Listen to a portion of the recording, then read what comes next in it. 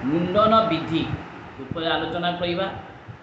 आजिक समय अनुसार केते निजर वंश अनुसार निजर कूल अनुसार मुंडन होना आउ केतक मुंडन होती जा विज्ञान सम्मत रही मुंडन हवा द्वारा कौन आम उपकार हुए ता रोचे कि मुंडन विधि उपर आज किसी आलोचना करवा। आमर जो षोड़ संस्कार अच्छी से षोड़ संस्कार मध्य मुंडन गोटे संस्कार अटे। षोड़ संस्कार भितर गर्भाधान, पुंसवन, सीमंत नयन, जातकर्म, नामकरण, निष्क्रमण, अन्नप्राशन, मुंडन, कर्णवेद, जगवित ग्रहण, वेदारंभ, समावर्तन, स्नान, विवाह, विवाहाग्नि आ क्रेताग्नि यही आमर हिंदू धर्म रे 16टी संस्कार महाजन माने शास्त्र रे वर्णना करिसेंती।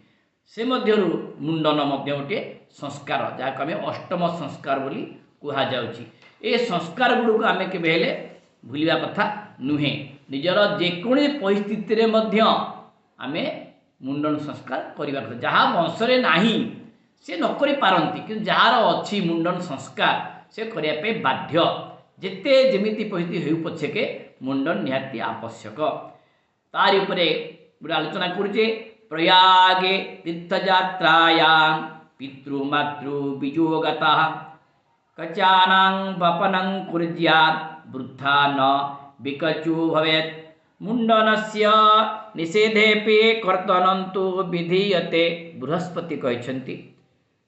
यार अर्थ केशांत कर्म उतारू प्रयाग रे तीर्थयात्रा रे पितृमातृ क्रिया रे शिक्षा छाड़ी समस्त मुंडन हेब आउ वृथारे मुंडन हेब नाही।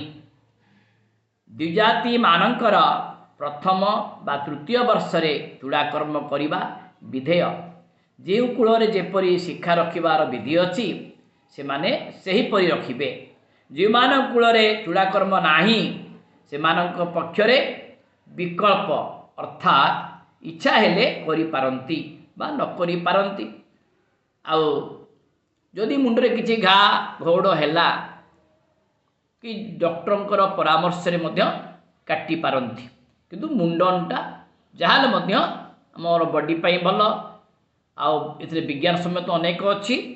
या विषय में पछे आलोचना करिबा। जय श्री गुरुदेव।